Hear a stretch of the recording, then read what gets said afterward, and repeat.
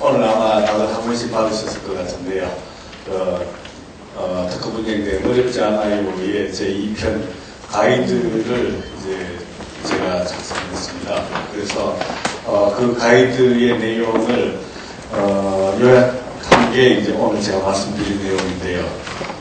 시간의 이제 압박 때문에 좀 더 요약을 해야 될 것 같습니다. 그래서 제가 중간에 좀 건너뛰는 게 있을지 모르겠는데 양해하시기 바라고요. 그 대신에 제가 강조하는 데는 오히려 강조를 할 수가 있으니까 아마 쪽집게 해도 되지 않을까 그 생각을 해봅니다. 자, 시작하겠습니다. 제일 먼저 이제 소송을 받았을 때 얘기입니다. 그때 우리 어떻게 할래? 하는 거를 이제 적어왔습니다. 그래서 쭉 있는데요. 나머지는 뒤에 가서 설명을 드리겠고, 이제 협상 가능성에 대해 가지고 염두에 두셔야 됩니다. 실제 소송이 100건이 있었을 때 타결이 되는, 공판까지, 최종 공판까지 가서 판결을 받는 거는 한 2~3%에 불과하다고 통계가 말을 하고 있습니다. 그 얘기는 97~8%의 케이스는 사전에 합의를 봐가지고 어떻게든 끝이 난다는 얘기입니다. 그래서 항상 여러분들은 묻지만은 협상을 염두에 두시면서 이제 진행할 필요가 있겠습니다. 자, 이게 이제 프리랜서 모션이라고 되어 있는데요. 미국에서 이제 응수하는 답변을 하는 것을 이제 앤서라고 얘기합니다. 그래서 프리랜서니까 앤서하기 전에 얘기거든요. 그래서 앤서하기 전에 할 수 있는 게 뭐냐? 예를 들어 소송 당사자가 정확하게 특정되느냐? 법원의 소송 관할권이 존재하느냐. 미국은 딱 그점이 있습니다. 그래서 관할권이 경우에 따라서는 존재하지 않을 수도 있습니다. 외국인의 경우에는 관할이 이제 성립이 되지만은 또 국내 기업과 국내 기업의 현지 법인이 있는 경우에는 관할 문제가 생길 수 있습니다. 또 관할권은 존재하지만 여러 가지로 증인이 왔다 갔다 하고 소송 진행에 불편함이 오는지, 그래서 소송이 변경 가능성이 있는지도 체크할 필요가 있고요. 또 소송 사유가 타당한가, 말도 안 되는 사유인가도 볼 필요가 있겠습니다. 정식 송달. 정식 송달은 헤이그 송달 협정에 따라 가지고 여러분들의 사업장을 관할하는 우리나라 법원에서 송달이 이루어져야 되고 거기는 반드시 번역문이 따라옵니다. 그래서 그게 정식 송달이지, 예를 들어서 신문에 보도되고 아니면 상대방이 이메일로 소송 카피를 날리고 절대 아닙니다. 근데 요거는 굉장히 중요한 것이 송달일로부터 21일 이내에 3주 내에 답변을 해야 됩니다. 그래서 날짜를 카운팅하는 건 상당히 중요한데 생각보다는 시간이 좀 있으니까 그 시간에 여러 가지 준비를 하시면 될 것 같습니다. 예를 들면은 준비해야 되는 게 대리인 선정입니다. 여러분들 소송 받으면은 로펌에서 굉장히 많은 수의 로펌에서 여러분들한테 편지가 나올 겁니다. 그래서 참 안 됐다, 우리 도와줄 수 있다, 이렇게 이제 나올 텐데 그 중에는 좋은 사무소도 있고 또 안 좋은 사무소가 있을 수도 있고요. 그래서 여러분들이 아는 거나 추천을 믿을 만한 데서 받으면 좋지만 안 된다면은 그때는 여러 가지 체크를 해봐야 됩니다. 예를 들어서 소송의 경험, 그 다음에 이 분야에 대한 경험, 승률이나 여러 가지 따져봐야 되고, 그 다음 견적을 받아봐야 됩니다. 견적을 받으면, 견적은 사실은 저도 견적을 요구받는 입장이라 가지고 제가 견적 쓸 때마다 난감한데 하지만은 또 받아봐야 됩니다. 받으면은 상대방이 어떻게 나올지에 따라 가지고 예를 들면은 200만 불에서 400만 불 2배 이상의 편차가 나올 수도 있습니다. 이게 무슨 견적이냐? 하지만 그 견적입니다. 그래서 두 가지를 우리가 알아볼 수 있습니다. 이 견적에서. 왜냐하면은 나중에 오케이 하고 나면은 그 견적 범위를 잘 안 벗어납니다. 결국은 비용을 통제하는 그런 효과가 있고요. 그 다음에 견적서를 보면은 이 법률 회사의 내공이 짐작됩니다. 그 다음에 또 여러 가지 견적을 몇 개를 잘 비교해 보면은 또 짐작이 되고요. 그래서 이제 그런 거를 좀 봐줘야 되고 그렇습니다. 그 다음에 사내의 태스크포스, 그래서 소송을 전담하는 사내 담당자 그룹이 만들어지면은 좋습니다. 아니, 좋습니다가 아니고 꼭 만드시는 게 좋습니다. 왜냐하면은 이분들이 일을 열심히 하면은 미국에서 일이 줄어듭니다. 그래서 우리가 500원으로 할 수 있으면은 미국에서는 10,000원을 세입할 수 있다, 이런 생각을 할 수 있습니다. 그래서 그런 관점에서 사내 태스크포스를 구성을 하고요. 그 다음에 또 소송 관계에 대한 전문가, 이건 변호사가 아니라도 되거든요. 기술을 잘 아는 사람이 그 기술과 관련된 선행 기술을 다 기억하고 메모하고 있으면 좋합니다. 그래서 이거는 사실 변호사보다는 연구원 출신이 최적의 출신자가 되는데, 저는 소송을 하면은 내부적으로 팩트 전문가를 한 명을 찍어가 만듭니다. 네, 굉장히 효과가 좋습니다. 나중에 되면은 변호사들이 잘하고 나면은 수고했다 그러고 악수하는데 저보다가 이 양반하고 먼저 악수합니다. 네가 제일 공이 컸다 그러면서. 그 다음에 이제 리티게이션 홀드라고 해가지고, 이게 뭡니까? 리티게이션은 소송이고 홀드는 동작 그만이죠. 그래서 이건 무슨 얘기냐 하면은 미국에서는 디스커버리 제도를 통해 가지고 증거조사를 실행을 합니다. 그러면은 상대가 요구하면은 제가 가지고 있는 자료를 실어도 내놓아야 됩니다. 그 과정에서 서류가 회사라든지 이런 데에서는 보존 연한이 있고 하다가 보면 그 연한에 따라 가지고 이 문서 같은 게 파기가 될 수 있습니다. 근데 그 파기되고 나면 소송할 수가 없죠. 그래서 소송이 예견되면은 그때부터는 그 문서라든지 증거는 파기작을 할 수가 없습니다. 동작 그만입니다. 그게 리티게이션 홀드의 개념입니다. 그런 개념이고, 요거 우리나라에서 대기업도 많이 당했습니다. 예를 들면은 다행이다. 제 거 아니구나. 자, 삼성전자가 유명한 인트라넷 시스템을 가지고 있습니다. 가지고 있는데 그 시스템은 15일 뒤에는 모조리 삭제되어 버립니다.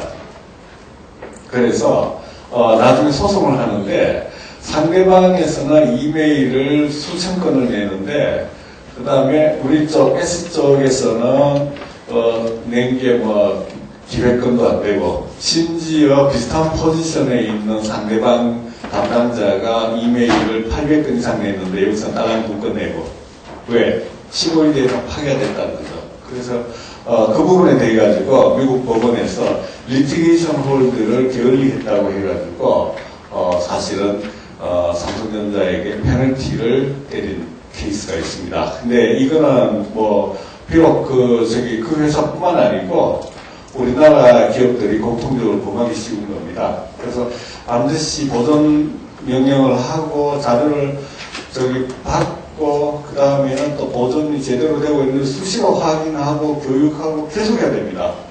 그걸 게을리하면은 속된 말로 얻어맞습니다. 얻어맞고 이거는 굉장히 중요하다고 강조드리고 싶습니다.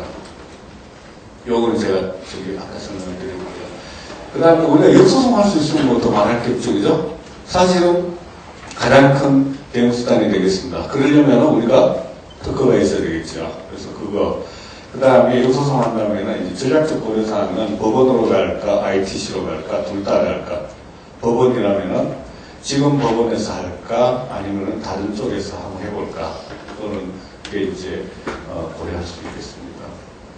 자, 이제 그 다음은 아까는 피소까지를 말씀드렸고요. 지금은 이제 드디어 소송하기로 했습니다. 그래서 이제 응소입니다. 응소 시의 대응 방안을 이제 몇 가지 적었는데요. 볼까요?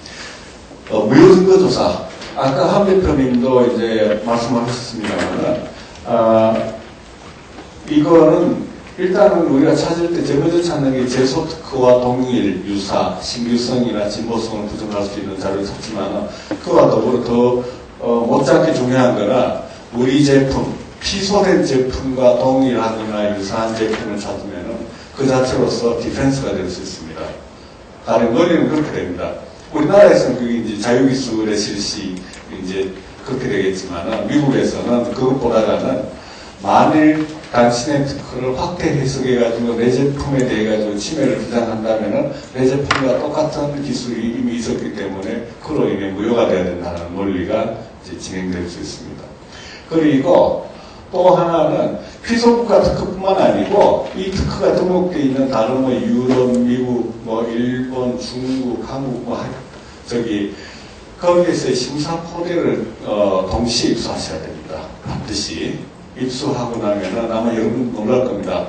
각국의 심사관들이 얼마나 동일한 기술에 대해 가지고 다른 각도에서 선행 기술을 찾아봤는지, 각국 심사관들이 찾은 선행 기술 매칭하는 게 거의 없습니다. 놀라울 정도입니다. 그런데 그걸 다 합쳐가지고 보면은 굉장히 강력한 진보성 부인 자료가 나올 때가 있습니다. 원어스리 부인 자료가. 그래서 저는 뭐 그렇게 되면 나눠놓는 겁니다. 그렇게 이제 하고요. 또 그것 때문에 제가 추천드리고 싶은 거는 무효 조사를 만약 외부에다 의뢰한다 그러면은 한 군데만 의뢰하지 마십시오. 두 군데가 좋고 세 군데는 더 좋고 돈 많으면 네 군데 의뢰하시고 많이 의뢰하시는 게 좋습니다. 조사자에 따라 가지고 같은 DB를 설치하더라도 다른 결과가 나옵니다. 그 다음에 이제 부정적 행위, inactive conduct, 아까 IDS 의무 위반, 그렇게 이제 말씀하시는데요. 그래서, 이 부분은 뭐 자세한 내용은 여기서 생략하겠습니다만은, 가장 이제 우리가 중요하게 봐야 되는 거는, 미국 특허의 등록 기간 동안, 출원에서부터 등록 이제 공고 기간까지, 결정 기간까지의, 기간 사이에 해외에서 그 특허에 대해 가지고 예를 들어 가지고 뭐 영국에도 출원했는데 영국에서 심사관이 거절 이유를 냈다, 선행자료를 제시했다. 그러면 그 선행자료는 미국 특허청에 들어와야 됩니다. 반드시 보고가 돼줘야 됩니다. 돼줘야 되는데 안 돼 있더라. 위험한 겁니다. 물론 그 자체가 잘못은 아닙니다. 하지만 그 자체는 굉장히 잘못될 가능성이 높기 때문에 그런 거를 찾아놓는 게 굉장히 중요합니다. 그 다음에 이제 고의침해를 우리가 이제 생각을 해줘야 되고요. 그래서 고의침해를 피하기 위해 가지고는 우리가 고의침해에 대해 가지고 어떠한 대응을 했느냐 하는 거가 이제 우리가 자료로서 남기는 게 중요합니다. 옛날에는 주의 의무 위반이었고, 근데 그 기준이 너무 낮다는 얘기는 고의침해가 너무 많이 발령될 수 있다는 뜻에서 레벨을 높였습니다. 높인 게 이 객관적 무효성, objective recklessness라고 해가지고 이제 그렇게 돼 있는데요. 그래서 요거는 이제 8일 이하면은 침해자의 행동이 그렇게 하면은 침해 행위가 될 개연성이 높은데 그럼에도 불구하고 했다. 상당히 좀 무모하죠. 그 다음에 객관적으로 높아야 됩니다. 그래서 이제 객관적 무효성입니다. 그 다음에 그렇게 침해했을 때에 생기는 위험에 대해 가지고 침해자가 알았거나 알 수밖에 없었다. 이것도 객관적인 얘기입니다. 알 수밖에 없었다는 얘기는. 그래서 하여튼 그 정도의 높은 객관적으로 봤을 때도 무모하게 행동을 했다면은 그거는 고의 침해다. 그 다음 그 정도는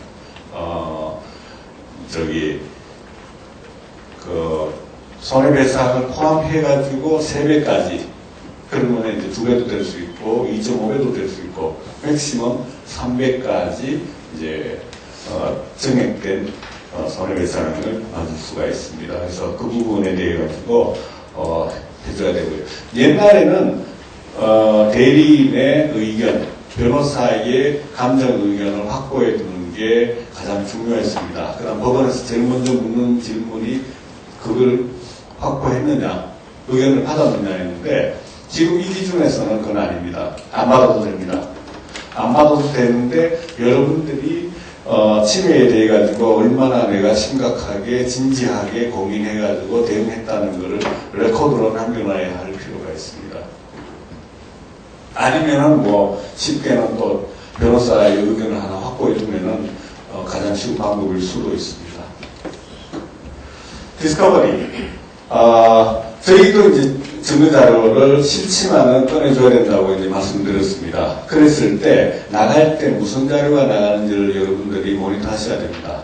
그래서, 미국의 이제 변호사가, 우리 집 변호사가 요구하는 대로 협정을 해야 되지만, 무슨 자료가 나가고, 그 다음에 또 어떤 민감한 사항이 나가는지를 봐가지고 거기에 따라서 빼거나 아니면은 컨피덴셜로 마크하거나 아니면 부분적으로는 지우거나 그렇게 조처를 취하셔야 됩니다. 가처분은 기본적으로 워낙 이게 시급하니까 본안 최종 공판까지 가면은 피해가 너무 크니까 지금이라도 어떻게 좀 해주세요 하는 게 이제 가처분이 되겠습니다. 그래서 가처분의 대응 포인트는 기본적으로 본안으로 최종 공판에서 승산이 의문시된다로 승산에 대한 어떤 의문점을 제기하는 포인트가 가장 중요한 포인트가 될 것 같습니다. 그 다음에 가처분은 그때까지 못 기다리가 하는 거니까 시간이 변수가 되죠. 그래서 소송 초기에는 가처분에 대한 가능성을 신경 써야 되지만 후반부에 가서는 가처분에 대해서는 조금 편한 입장을 가질 수 있습니다. 만약 후반부에 대해 가지고 상대가 가처분 신청을 했다. 그럼 언타이미하다. 왜? 조금만 기다리면은 공판할 텐데 여지껏 그렇게 급한 걸 왜 이제 와서 하느냐 이런 항변은 성립되기 때문에 그렇습니다. 약식 판결. 이건 우리나라에 없는 제도인데요. 약식 판결은 기본적으로 그겁니다. 워낙 사실관계가 명명백백하기 때문에 굳이 공판까지 가야 되느냐. 지금 결정하자. 그게 이제 이 약식 판결의 개념입니다. 그래서 만약 여러분들이 소송을 하다가 확실한 보유자료가 나왔다. 아니면 확실한 비침의 사유가 있다. 그럴 때는 약식 판결을 이제 고려할 필요가 있습니다. 그래서 제일 이제 잘 쓰이는 타이밍은 마크맨 히어링을 통해 가지고 청구항의 용어의 개념이 이제 청구항 해석이 완료됐을 때 그 완료된 해석에 의하면은 침해네 아니네 혹은 무효가 되겠네 아니네 하는 것을 알 수가 있는 경우가 굉장히 많습니다. 그 시점에서는 약식 판결을 해가지고 끝을 낸다. 그러면은 이후에 소송 비용은 세입할 수 있겠습니다. ITC입니다. ITC는 지방법원하고 차이점만 제가 정리를 했는데요. 일단 ITC는 대리인 선임을 매우 빨리 서둘러야 됩니다. 그래서 그거는 이제 뒤에 제가 설명을 드리겠습니다. 왜냐면은 사실은 송달 방식의 차이에 이제 기인하기 때문에 그렇습니다. 그래서 나머지는 제가 또 슬라이드 보면서 설명드리겠습니다. 송달 한번 볼까요? 송달이 아까 연방법원 소송은 헤이그 국제송달협약이나 혹은 직접 송달을 이제 필요로 요구하고 있습니다. 하는데 ITC는 깡패입니다. 여기는 법원 절차거든요. 그래서 그것은 이제 국제협약의 대상이 되는데 ITC는 행정기관입니다. 그래서 그건 안 맞습니다. 쉽게 얘기하면 ITC 절차는 좀 깡패인데 왜 그러냐면은 헤이그 절차를 안 밟고 우편 송달입니다. 메일링하면 됩니다. 못 받았다 할 수 없습니다. 그 다음에 송달청은 피고와 워싱턴 소재 피고국가의 대사관 혹시 못 받을까봐 그렇게 했고요. 송달 완료는 보통 도달일자가 원칙입니다. 근데 ITC는 발신일자입니다. 그날 자기가 발신하고는 그걸 송달 완료로 간다는 겁니다. 제가 깡패라고 하는 이유가 그거거든요. 그래서 절차가 굉장히 빠르기 때문에 변호사 선임도 서둘러야 됩니다. 심지어 제 경험으로는 ITC에서 걸렸다는 얘기를 듣고 워싱턴 DC로 날아가서 거기에서 변호사 선임을 동시에 진행하면서 대응한 그런 경험도 있었습니다. 자, 국내 산업 효과. 우리 ITC는 해외에서의 그 특허를 침해했는 제품이 해외로부터 수입돼가지고 국내 산업에 피해가 있었을 때 그걸 시정하겠다는 제도가 이 ITC입니다. 그래서 ITC는 일반 법원과는 달리 국내 산업이 존재하느냐, 그 다음에 그 국내 산업이 존재하면서 그 산업에 대한 피해가 있느냐를 이제 입증하도록 하게 돼 있는데 법이 한 20년 전에 개정이 됐습니다. 개정돼 가지고 피해를 구체적으로 입증할 필요는 없고 특허 침해가 되면 피해가 있다. 그 간주를 하게 됐습니다. 됐는데 그 대신에 과연 국내 산업이 존재하느냐 하는 거는 원고, 특허권자가 입증해야 되는 걸로 그렇게 여전히 남아 있습니다. 그래서 국내 산업 입증은 원고의 특허에 관해서 존재하느냐, 산업이 존재하느냐는 얘기거든요. 그래서 그 특허가 미국 내에서 어떤 비즈니스 활동, 상업적 활동을 하느냐, 예를 들어 상당한 공장 및 설비 투자가 일어나고 있느냐, 산업이 존재한다고 봅니다. 아니면은 자본을 투입하고 지재권 R&D 라이선싱을 한다든지, 예를 들어가지고 대학교 연구기관 같으면은 공장 투자, 설비 투자 없잖아요. 이 사람들은 국내 산업 요건을 어떻게 입증할 거냐?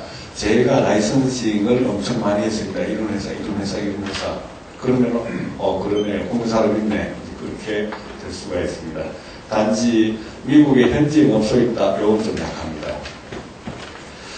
가트 준수법이라는 게 또 독특하게 있는데요. 요거는 왜냐면은 미국에서는 특허 침해를 다루는 기관이 법원도 있고 ITC가 있고 두 군데가 있기 때문에 그래서 가트 준수법이라고 우리나라는 필요도 없는 법인데 미국은 생기게 됐습니다. 자, 두 군데서 외국인이 디펜스를 한다. 미국의 두 군데 코트에서 디펜스를 한다는 외국인으로서는 굉장한 부담입니다. 지금도 그런 일이 일어나고 있고요. 그래서 자 그렇게 되면은 내외국인 동등을 규정했는 가트 정신의 위반 아니냐. 외국인들은 저 땅에서 사는데 아무래도 유리하고 외국인은 한 개면은 모르겠는데 왜 다른 나라에 있는 두 개나 해야 되느냐. 이건 안 된다. 해가지고 이제 많이 이제 비판하고 미국은 뭐 그런 척도 안 하고 있다가 듣다가 뭐 해가지고 이제 고친 겁니다. 그래가지고 나온 게 뭐냐면은 좋다. 그러면은 같이 걸렸을 때, 물론 당사자가 동의해야 됩니다. 같이 걸렸을 때는, 그때는, 피고가 원한다면 연방법원의 소송을 진행 정지를 시키겠다. 거기서 스탑을 시키겠다는 겁니다. 시키고 ITC를 먼저 내보내겠다. 진행을 시켜가지고 ITC 끝난 다음에 그 다음에 연방법원 소송을 제기하겠다. 그렇게 하면은 같이 동시에 두 개 하는 건 없지 않느냐 하는 게 이 갓 컴플라이언스 로의 개념입니다. 그래서 이 부분도 만일 여러분들이 피고가 된다면은 여러분들의 옵션이니까 행사하시기 바랍니다. 회피 설계. 쉬운 건 아닙니다. 연구원들이 굉장히 싫어하는 게 회피 설계입니다. 왜냐하면 자기들이 해봐서 알거든요. 자기들이 생각했을 때 베스트가 지금 나온 건데 또 바꿔야 된다는 게. 그런데 ITC에서는 회피 설계가 굉장히 중요한 옵션입니다. 연방법원하고 또 다릅니다. 왜냐하면 ITC는 기본적으로 세관에서의 수입 배제 명령이거든요. 그러니까 손해배상 명령 기능은 없습니다. 그건 법원에 가야 됩니다. ITC에서 내릴 수 있는 유일한 처벌은 뭐냐면은 지금부터 미국 땅에 들어오지 마 하고 세관에서 막는 거거든요. 그러니까 그 시점에서 여러분들이 특허 침해하지 않는 물건으로 회피 설계된 물건으로 세관에 딱 들어가 버리면은 세관에서 거부할 명분이 없거든요. 실질적으로는 ITC에서 지더라도 계속 제품의 수입은 일어나고 있는 겁니다. 그래서 이 회피 설계가 ITC 소속에서 굉장히 중요하다. 그렇게 이제 얘기를 들을 수가 있고요. 당연히 그렇게 되니까 회피 설계 사실을 ITC 코트에다가 또 상대방에다가 얘기를 해줘야 됩니다. 얘기를 해가지고 이 회피된 제품은 침해하지 않는다는 내용이 ITC 결정문에 담겨야만 됩니다. 그래서 디스커버리 중에 그 사실관계를 명확히 해야 할 필요가 있습니다. 물론 원고는 거부합니다. 지금 내가 뭐 나오지도 않는 물건에 대해 가지고 우리가 지금 왜 다투어야 되느냐, 난 그거 보고 싶지도 않다. 지금 이 물건에 난 집중하고 싶다. 뭐 그렇게 원고는 얘기하지만은 반면에 이제 피고 그리고 법원에서의 입장은 어차피 그 물건이 나중에 만들어 가지고 미국에 들어올 때는 또 ITC 걸릴 수도 있는 것 아니냐. 차라리 지금 만난 김에 다 해치우자. 그게 이제 ITC의 입장으로 현재 되어 있습니다. 방법 특허 대응. 방법 특허는 아시겠지만은 미국에서 특허받은 방법으로 해외에서 만들어가지고 그게 미국 땅에 들어오면은 그때는 침해입니다. 침해인데 단 예외 조건이 있습니다. 두 개가 있는데 하나는 후속 공정에 의해 가지고 크게 변화된 것. 예를 들면 뭐 청매를 사용하는 공정이라든지 이런 건 후속 공정에서 크게 변화될 수 있습니다. 그럴 경우. 아니면은 다른 제품의 사소하고도 비필수 요소가 되어버린 경우, 메인이 아닐 때, 그때는 반복 특허에 대한 침해를 인정하지 않겠다가 이 미국 특허법 제271조 G의 예외 조항입니다. 예외 조항인데 문제는 이 미국 특허법을 연방법원에서는 그대로 수용을 하고 ITC에서는 예외 조항을 인정하지 않습니다. 무슨 얘기냐? 여러분들이 반복 특허법자라면은 ITC에서 소송하는 게 유리하다는 얘기입니다. 물론 그거는 뭐 그 사람들도 알고 있고요. 그래서 거꾸로 얘기하면은 이렇게 될 가능성이 있다는 거, 그걸 이제 조심하셔야 된다. 그러니까 일종의 이건 뭐 모순입니다. 모순이고, 왜냐하면은 같은 특허법에 대해 가지고 해석을 달리하는 정부기관을 존재한다는 게 모순이긴 모순인데, 아무튼 지금은 그게 페더럴 서킷, 그러니까 저기 2심에서의 판례를 통해 가지고 확고하게 지금은 자리 잡고 있습니다. 그래서 그 부분은 조심할 필요가 있겠습니다. 아마도 마지막 같습니다. 예, 감사합니다.